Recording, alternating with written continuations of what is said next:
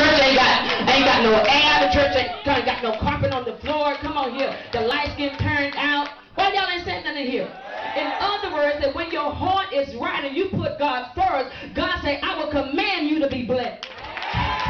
Come on, he said, you're going to reap the labor, you're going to reap the fruit of your labor. So it's not that God don't want men and women to be blessed, or men and women of God to prosper, but he don't want us to be more blessed and rejecting his house.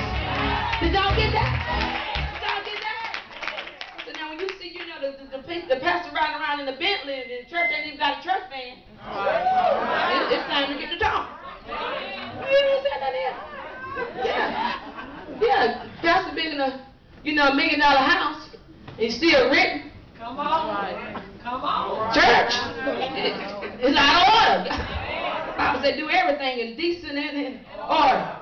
But what David was saying was, I'm blessed and I'm prosperous, and I want to build God a temple.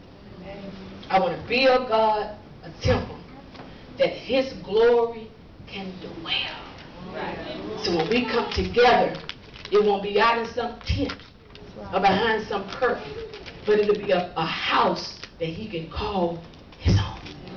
Yeah. In other words, I'm bringing out a point. So the third verse here, it said, and Nathan, which was a prophet. And see, back in those days, what God assigned, he assigned to the king a prophet. Yeah. Because what that prophet would do, it was to prophesy or foretell or see the plans and instructions of God, and to also to keep things in order. Right. Because the prophet was the one that would articulate to the people what God said or what his thoughts was. A prophet would have dreams. So here's Nathan, the prophet Nathan that David was speaking to, and Nathan said, go and do all that is in thy heart, for the Lord is with thee. In other words, he was telling David, sis, all that you want to do for God, he said, do it. Yeah. He said, because God is with you. In other words, the favor of God is on your life. Are y'all with me? Amen. So we find out here that David's heart, when you really look at this David, look at those 3 verses, we find out David's heart was really into pleasing God. It was not about his flesh. It was not about pleasing himself. He really wanted to please God. He was in love with God. Come on, somebody. Amen. But then we found out, throughout the rest of that 7th chapter, we found out this is when God made a covenant with David. Get this. So when God began to see David's heart, that he wanted to build him a temple, that David loved him so much that he wanted to make something specifically just for his glory. It pleased God to know that David wanted to do something as precious as that. But sometimes some things that we want to do for God is not in his will. It's not in his plan. Y'all ain't gonna help me up in here. It's a good thing, but God said, but that's not my plan for your life. In other words, David, it's good that you want to build me a temple. It's good that you want to build me a house, but that's not your assignment. I ain't got nobody saying nothing here. He said that assignment is going to be passed down upon your son.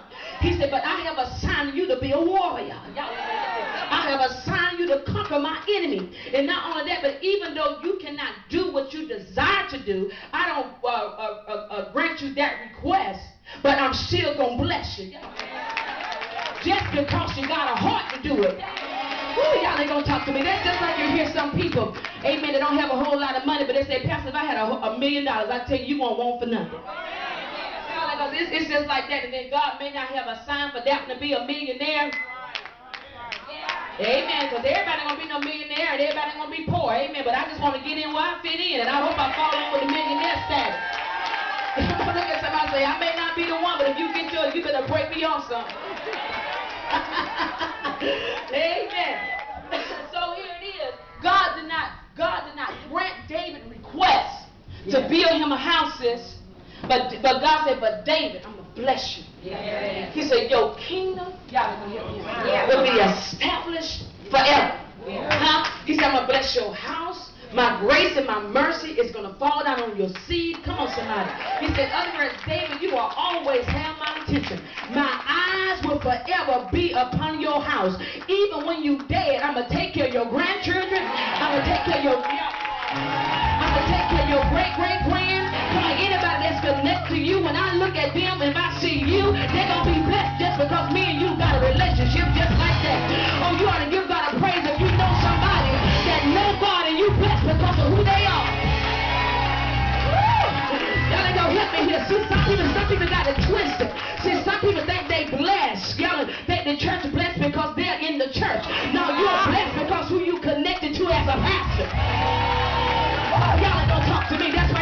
have a covering. That's why you got to have somebody. I won't even sit up under somebody that ain't favored by God. Because how do you know the blessings fall from the head down? If I'm up under a covering that's blessed, oh shucks, I got to be blessed too. Look at your neighbor and say, I may not be the head, but I'm connected to one. Connected to a head that's blessed. Some of us are blessed just because who we belong to. Some people bless you just because they know your pastor name. My children that got out of speeding tickets because their mama named Pastor John. They gonna talk to me. Come on here, God will give you a favor. Come on, God will give you a favor. Come on here. Some people you done got things, you done got loans, you done got connections just because of the church that you go to. So, y'all sit down. I'm almost finished.